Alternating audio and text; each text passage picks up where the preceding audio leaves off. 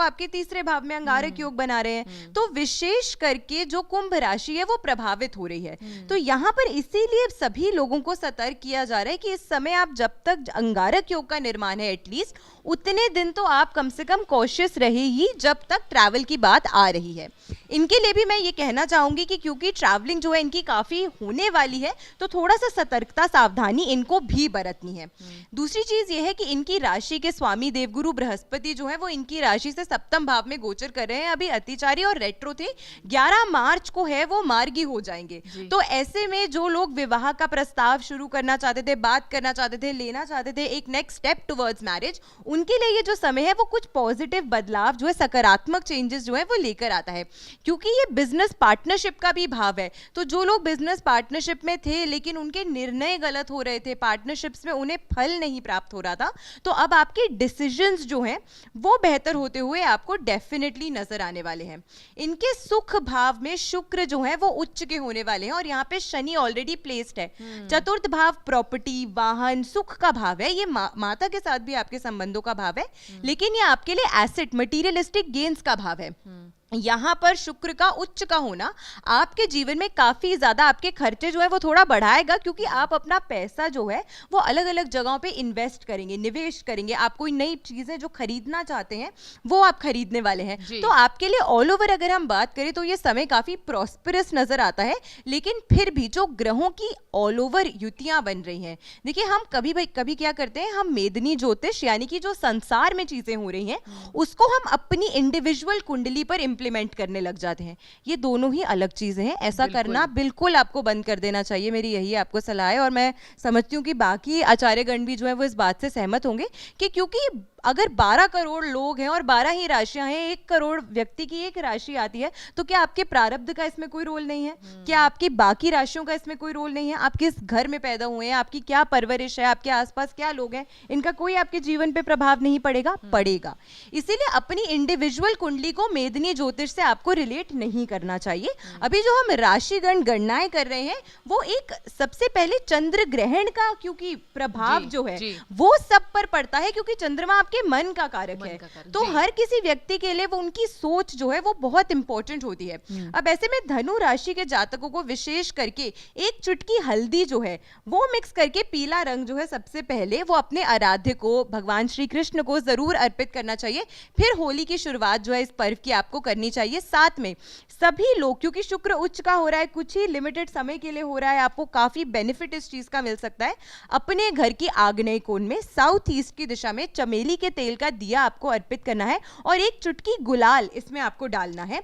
जो भी आपकी इच्छा है, जो भी आपकी मैनिफेस्टेशन है, गोधूली वेला का जो समय होता है उस समय उस दीपक के सामने बैठकर मात्र कुछ समय के लिए भी अगर आप अपनी जो इच्छा है उसके बारे में सोचते हैं, स्मरण करते हैं, उसे मैनिफेस्ट करने का प्रयास करते हैं, तो आपकी जो भी मनोकामना है वो पूरी होती है और आपको बहुत सारी शुभकामनाएं हैं। तो अब बारी है इस चर्चा करने की, इस विशेष जानकारी देने की कि आखिर मकर राशि के लिए इस बार के जातकों के लिए क्या सकारात्मक प्रभाव इस बार की होली लेकर आने वाली है और क्या नकारात्मक।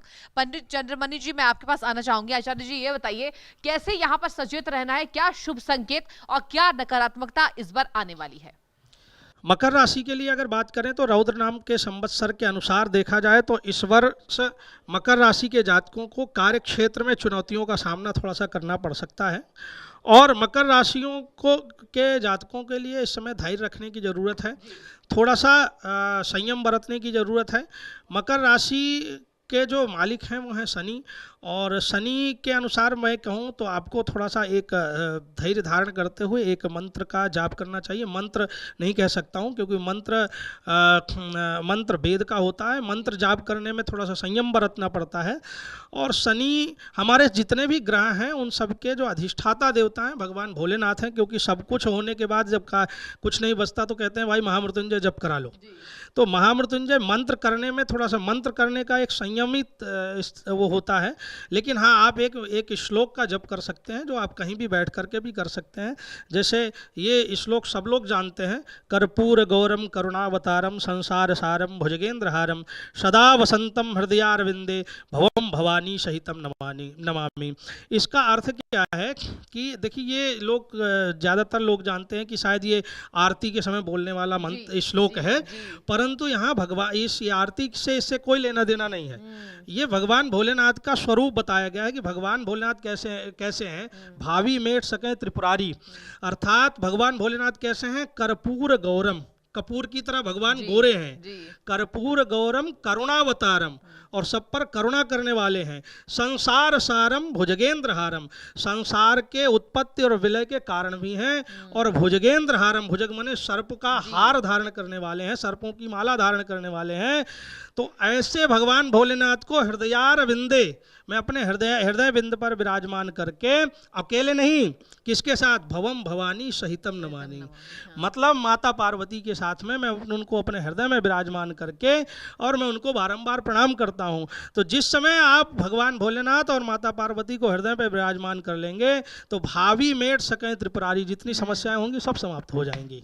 इसलिए बिना टेंशन लिए, बिना परेशान हुए आप मौज लीजिए, और बस ये थोड़े से उपाय आप करते रहें, भगवान भोलेनाथ का स्मरण करते रहें, आपके लिए ये वर्ष शुभ होगा। बिल्कुल। तो मकर राशि वालों के लिए, जातकों के लिए इस बार का जो होली है वो कहा जा रहा है कि शुभ होने वाला है। और अब बारी आती है अरविंद जी, मैं आपके पास आऊंगी। आचार्य जी, आपसे मैं जानना चाहूंगी, कुंभ राशि के जातक क्या करना है, क्या नहीं करना है, क्या जानकारी? देखिए, बहुत ही शॉर्ट टाइम लूंगा मैं आपको और बताऊंगा कि कुंभ राशि में क्या कैसा है। जी। कुंभ राशि में इस टाइम पे शनि का उतरता हुआ 7.5 है, और आपके वर्तमान समय में गोचर में कुंभ राशि जो है लग्न में ही आपकी जो है, लग्न और राशि कहें तो कुंभ है, तो लगन में ही आपके चतुर्थ ग्रह योग जो है बैठे हुए हैं। सेकंड हाउस में आपके जो है शुक्र और शनि है, जो कि शुक्र उच्च का है, पंचम में बृहस्पति है, और सप्तम हाउस में आपके चंद्रमा है।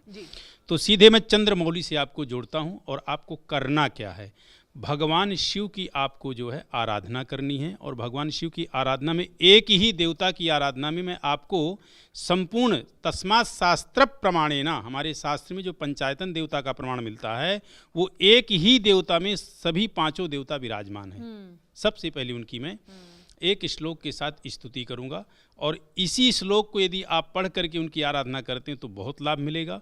नहीं यदि आप इस श्लोक के साथ कर पाते हैं तो ओम नमः शिवाय यह पुरुष करें, और नमः शिवाय ये जो है स्त्री करें, तो विशेष लाभ होगा। हालांकि ये बड़ा अपवाद का विषय है, ओंकार जो है शब्द स्त्रियों के लिए मना है, लेकिन मैं यहाँ किसी को मना नहीं कर रहा, अपनी अपनी सुविधानुसार यदि आप करना चाहें तो कर सकते हैं। और पंडित जी, मैं आपसे एक और छोटा सवाल लेना चाहूंगी, सांब सदाशिव के बारे में आपके क्या विचार हैं? क्या हमें मंत्रोच्चारण करना चाहिए? अगर आप बात कर रहे हैं ओम नमः शिवाय भी हम कर सकते हैं। सांब सदाशिव नाम है, कोई मंत्र नहीं है। मैंने पंचाक्षर मंत्र बोला, ओम नमः शिवाय। ओम में ओंकार जो शब्द है तो ये प्रणव है। इस शब्द को महिला के लिए मना किया गया है, जैसे गायत्री जाप मना किया गया है, तो इसलिए ओम नमः शिवाय महिला ना कह के नमः शिवाय, और पुरुष ओम नमः शिवाय।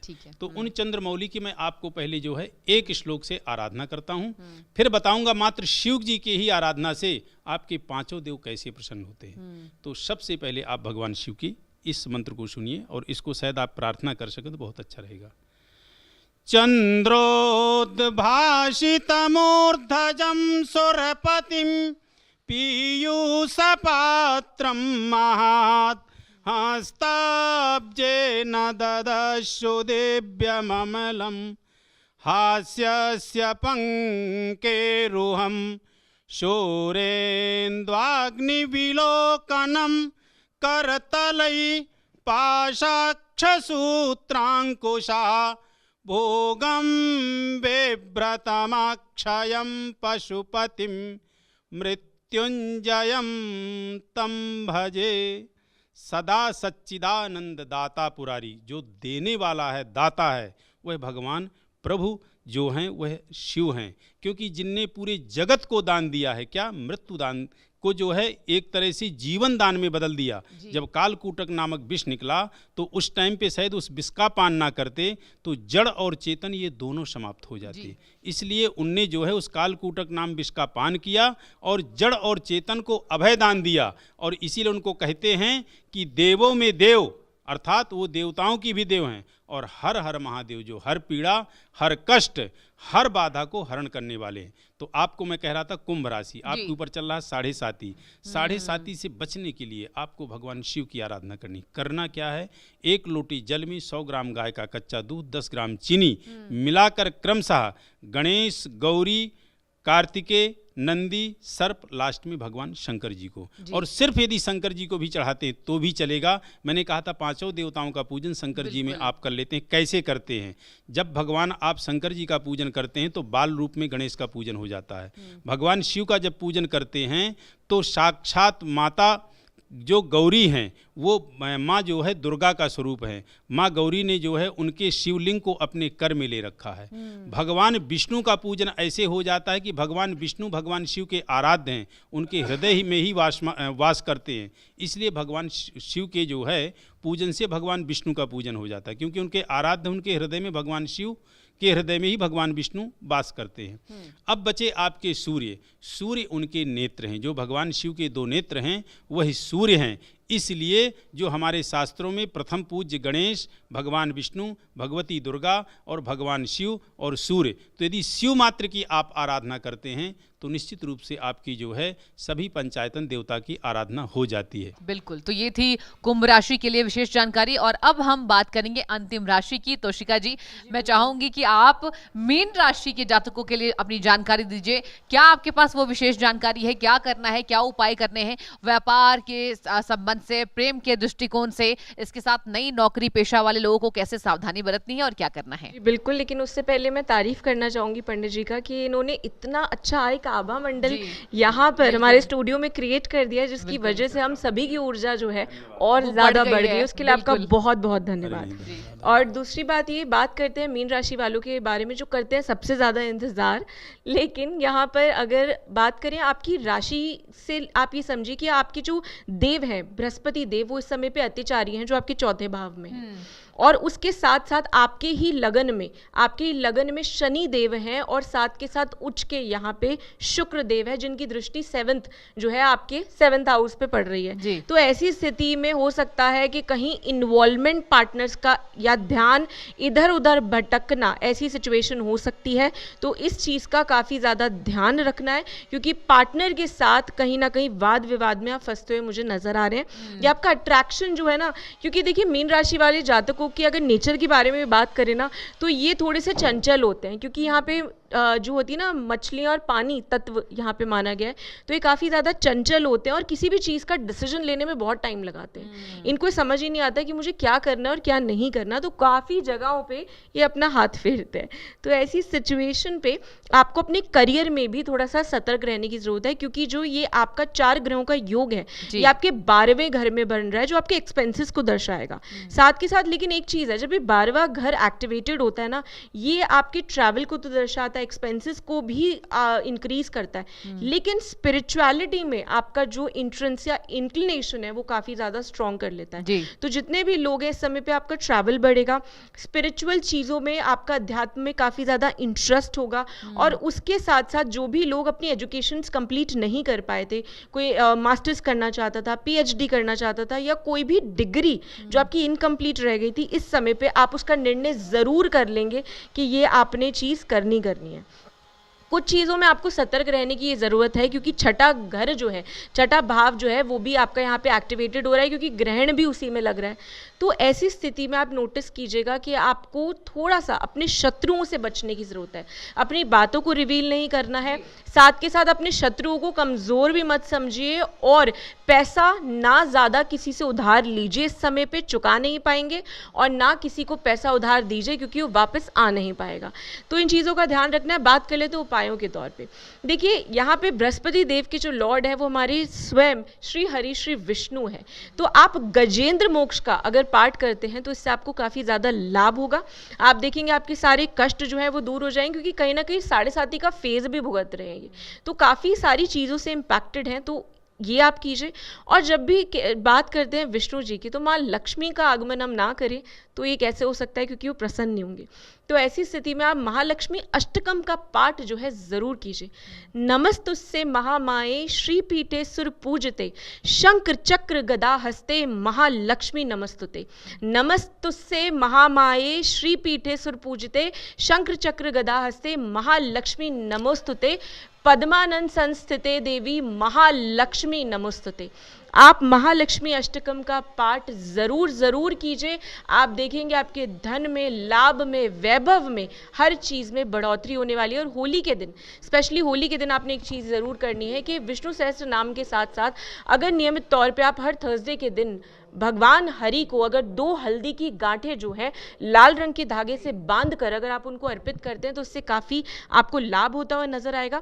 साथ के साथ जो भी आपके कुल पुरोहित हैं उन्हें पीले रंग के वस्त्र जो है वो आप ज़रूर दीजिए। और अगर फिर भी आपको बहुत नेगेटिव लग रहा है ना, तो हल्दी के पानी में थोड़ा सा सिनेमन यानी दालचीनी का पाउडर मिला के अगर आप नहाना शुरू कर देंगे तो आप देखेंगे आपके जीवन में मधुरता बहुत अच्छी आ जाएगी। ठीक है, तो ये हमने तमाम राशियों की चर्चा की, विशेष गहन यहाँ पर अध्ययन के बाद चारों ज्योतिषाचार्यों ने इंडिया न्यूज पर बताया कि आखिर सभी जातकों को कैसी सावधानी बरतनी है, इस होली का कितना शुभ संकेत सभी जातकों पर पड़ने वाला है, कितना सकारात्मक बदलाव, कितना नकारात्मकता आने वाली है, क्या तमाम सावधानियां बरतनी है, इसमें हमने एक एक करके विशेष जानकारी दी। आचार्य सैवी सिंह जी, आचार्य चंद्रमणि जी, आचार्य अरविंद जी, आचार्य तोशिका जी, आप चारों का बहुत धन्यवाद इंडिया न्यूज पर तमाम चर्चा को आगे बढ़ाने के लिए, ये तमाम विशेष जानकारी सभी जातकों को देने के लिए। एक बार फिर से इंडिया न्यूज की तरफ से आप सभी दर्शकों को होली की अनंत अनंत शुभकामनाएं। Associate sponsor doctor ortho Ayurvedic oil और कैप्सूल, अब दर्द भी घुटने टेकेगा। सिप सिप जीरा सिप, जीरा सिप एमडीएच का जलजीरा, जीरा सिप, जीरा सिप, जीरा सिप प्यास बुझाए, ठंडक लाए, सबको भाए, जीरा सिप एमडीएच का जलजीरा, जीरा सिप। जीरा सिप असली रिफ्रेशिंग, असली स्वाद, असली मजा। यूपी के ऐतिहासिक 9.12 लाख करोड़ के बजट में युवाओं के लिए उपहार ही उपहार। काबिले तारीफ है अंदाज एक एक काम का, गा रही है गीत यूपी योगी जी के नाम का। आईटी और इलेक्ट्रॉनिक्स के लिए 2059 करोड़ की सौगात। प्रदेश में होगी उत्तर प्रदेश एआई मिशन एवं साइबर सुरक्षा संचालन केंद्र की स्थापना, डेटा सेंटर पार्क तथा AI centre of excellence. Tech युवा समर्थ युवा योजना के अंतर्गत 25 लाख युवाओं को मिलेगा तकनीकी प्रशिक्षण। लक्ष्मीबाई स्कूटी योजना एवं महिला उद्यमी क्रेडिट कार्ड योजना से प्रदेश की आधी आबादी होगी पूरी तरह से सशक्त। मंडल मुख्यालय वाले प्रत्येक जनपद में होगा स्पोर्ट्स कॉलेज का निर्माण। 14 नए मेडिकल कॉलेज खुलेंगे। रोजगार के अवसर बढ़ेंगे। उद्यम और रोजगार में युवा नए कीर्तिमान स्थापित करेंगे। युवाओं के सपने हो रहे साकार। ये है डबल इंजन सरकार। पेट दबा, रोग दबा, सबको पता, फिर तुझको नहीं क्यों है पता। पेट दबा, रोग दबा, एक ही जगह। न्यूज सेंटर में तय किए जाते हैं सवाल और सर्वे सेंटर से दनादन किए जाते हैं फोन कॉल। बड़ी खबर की बड़ी तैयारी, सर्वे रिपोर्ट से देंगे आपको सच्ची जानकारी। 63% लोगों ने कहा हाँ सबसे सुरक्षित निवेश है। खबर तो सब दिखाते हैं लेकिन हम जनता की आवाज सामने लेकर आते हैं। हर रोज सबसे बड़ी खबर का सर्वे, आंकड़े हमारे, फैसला आपका।